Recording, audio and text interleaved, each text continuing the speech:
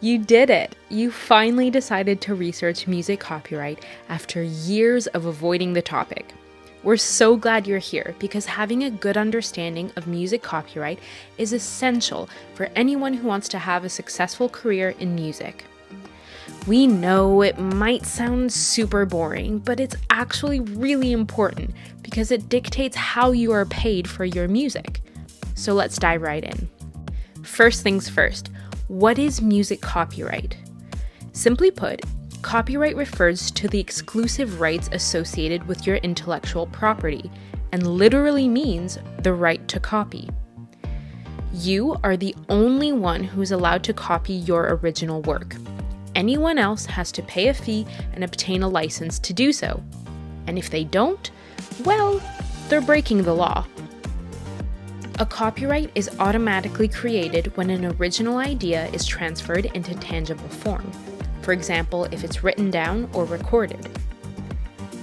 The owner of the copyright, also known as the author, automatically gains certain exclusive rights associated with the work that only they can control and authorize others to use.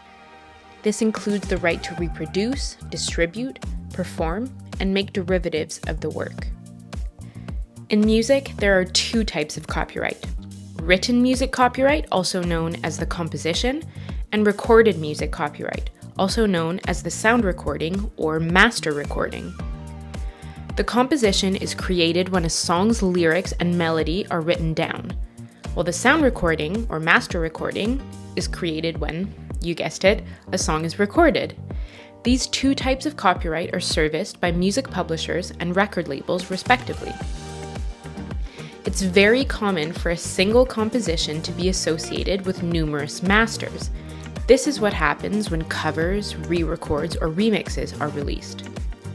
When signing contracts with record labels or publishers, many musicians actually hand over their copyrights and a portion, if not all, of their royalties in the process.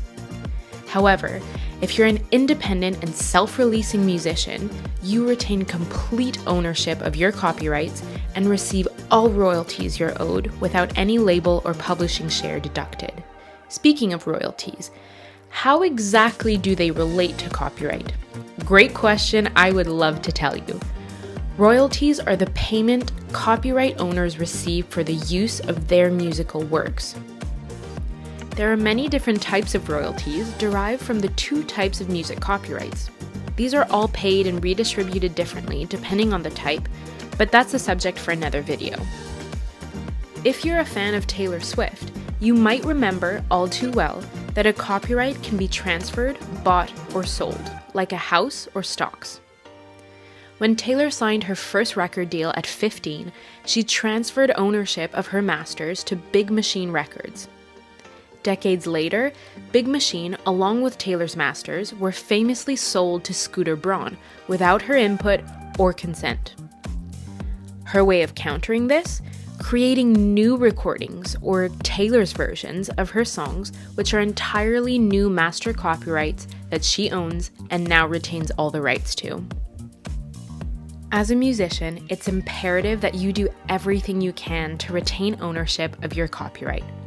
And be wary of any individual or organization you're thinking of working with that requires you to hand over even a portion of ownership if they did not actively contribute to creating the work. Owning your copyright means having control over your creative work and the income it generates. You can decide how your music is used, who can use it, and when they can use it.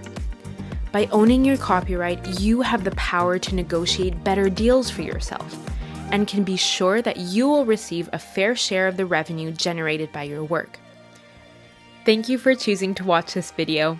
If you learned a little something about music copyright, don't forget to subscribe to our channel so you don't miss out on more music industry knowledge.